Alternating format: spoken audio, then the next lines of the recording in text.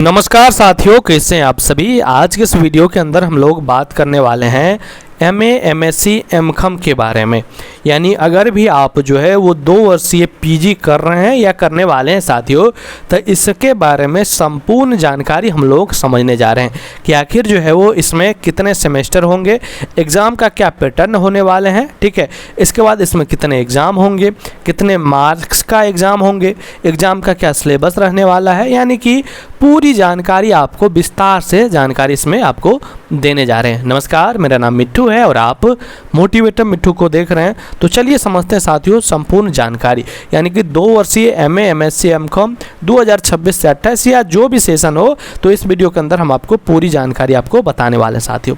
देखिए, सबसे पहले कि इसमें जो है प्रवेश योग्यता एवं अवधि के बारे में, तो न्यूनतम योग्यता की अगर बात करें तो यानी BA BSc BCom डिग्री न्यूनतम 45% अंकों के साथ अगर पास आप हैं तो 2 वर्षीय PG आप कर सकते हैं, ठीक है। ये बात हो गया।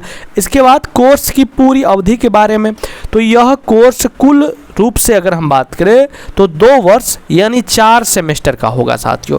यानी कि प्रत्येक 6 महीना में एक बार आपको विश्वविद्यालय द्वारा सेमेस्टर परीक्षा आयोजित की जाएगी और आपको देना होगा और पास करना होगा, ठीक है। ये हो गया इसका कि 2 वर्षों का होगा, 4 गो सेमेस्टर होंगे, ठीक है। इसके बाद हम लोग समझते हैं कि इसके परीक्षा का क्या पैटर्न और अंक विभाजन के बारे में। तो सबसे पहला एग्ज़ाम जो होगा, यानी कि फाइनल एग्ज़ाम से पहले आपका होगा आंतरिक परीक्षा यानी इंटरनल एग्ज़ाम साथियों, जो कि आपका 30 मार्क्स के होंगे और यह एग्ज़ाम जो है वो आपके अपने कॉलेज में ही होंगे, 30 मार्क का, ठीक ना।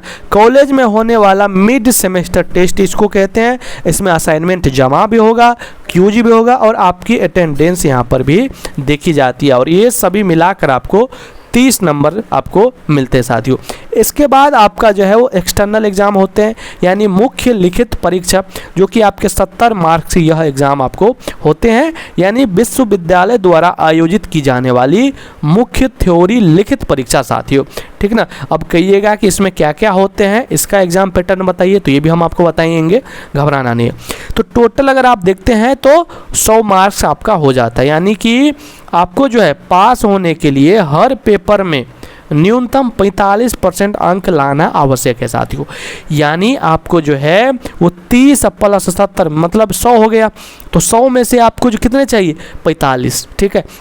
तो अब आप कहिएगा साथियों कि हम जो है 70 वाला में से 45 ले आएंगे, हम पास हो जाएंगे, इधर 30 में हम फेल भी कर जाएंगे तो कोई दिक्कत नहीं है। तो नहीं, आपको दोनों में जो है वो 45% आपको लाना पड़ेगा। कहने का मतलब कितना मार्क्स, तो चलिए ये भी हम आपको बता देते हैं, ठीक है। इससे पहले हम आपको यहाँ पर बताएंगे जिससे आपको ज़्यादा समझ में आएगी, हम आपको लिख कर बता रहे हैं, ठीक है। देखिए साथियों, यहाँ पर जैसे कि अगर हम बात करें कि 30 नंबर का जो आपका एग्ज़ाम हो रहा है, इसमें आपको जो है वो 13.5 नंबर चाहिए साथियों। कितने चाहिए, 13.5 नंबर चाहिए कम से कम आपको पास करने के लिए।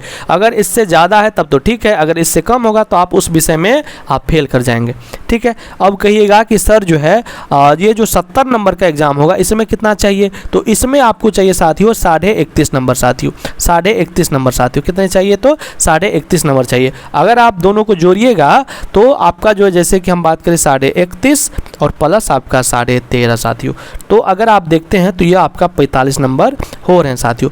5 दूना 10 के 0 हासिल 1, 3 1 4 1 5 और 3 1 4 साथियों, यानी कि 45 नंबर यहाँ पर आपको हो रहे हैं साथियों। तो कुछ इस प्रकार से जो है आपको मतलब कि कितने नंबर्स चाहिए पास होने के लिए, ये सब जो कि जानकारी आपको कोई भी नहीं बताता है, लेकिन हम आपको पूरी तरह से बेसिक टू एडवांस तक हम आपको बता रहे हैं साथियों।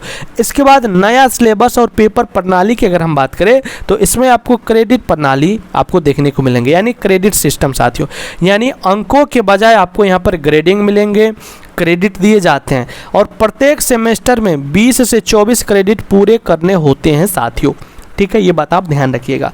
कोर पेपर्स की अगर हम बात करें तो आपको अपने पसंदीदा मुख्य विषय जो कि आपका मेजर विषय के रूप में अनिवार्य जो है वो सिद्धांतों की गहराई से पढ़ाई करनी होगी साथियों यहाँ पर, यानी आपके जो ऑनर्स होगा मेन पेपर वही आपका इसमें होते हैं। अब कहिएगा कि सर सबका बारे में बताइए, तो सभी के बारे में हम आपको बताएंगे। आपको हमारी टेलीग्राम से जुड़ जाना है, आपको हम सभी का सिलेबस वहाँ पर दे देंगे, ठीक है ना। और जुड़ के आप लोगों को कमेंट्स करना है कि सर अगर मान लीजिए आपका जो भी विषय हो हमको नहीं पता है, आप अपना विषय बोलकर हमको बोलिएगा पीजी सिलेबस दीजिए सर, हम आपको दे देंगे।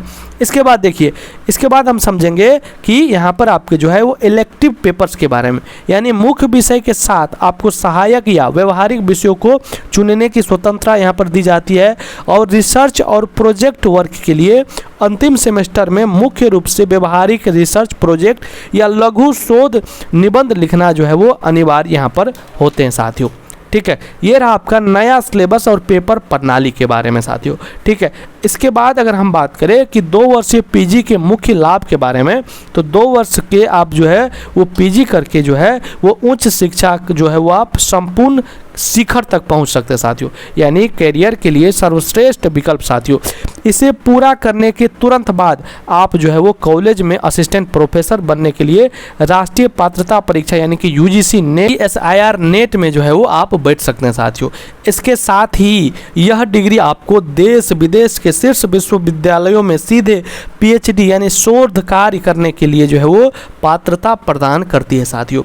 इसके बाद अगर हम बात करें साथियों कि पीजी एडमिशन 2026 की प्रक्रिया के बारे में, तो CUET पीजी प्रवेश परीक्षा यानी शीर्ष केंद्रित और राज्य विश्वविद्यालयों में एडमिशन के लिए CUET परीक्षा जो है वो आपको आयोजित होती है। इसको देकर आपको जो है वो किसी भी विश्वविद्यालय में आप जो है वो एडमिशन ले सकते हैं, ठीक है ना। इसके बाद एकेडमिक बैंक ऑफ क्रेडिट यानी एडमिशन के समय सभी छात्रों के पास अपनी ABC ID जो है वो होना अनिवार्य है।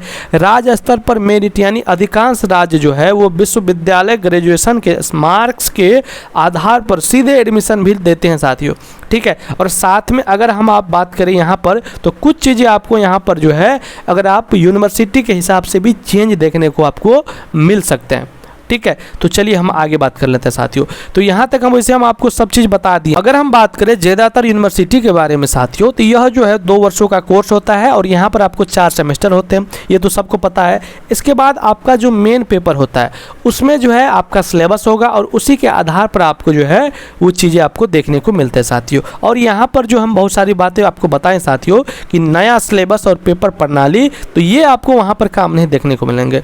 लेकिन एक चीज़ आपका क्रेडिट सिस्टम प्रणाली तो आपको देखने को मिलेंगे, लेकिन इसके बाद जो बातें यहाँ पर हम आपको 3 पॉइंट्स में बताए हैं, ये बातें आपको वहाँ पर देखने को नहीं मिलते हैं, ठीक ना, जो कि कुछ यूनिवर्सिटी में ऐसा आपको देखने को मिलेंगे।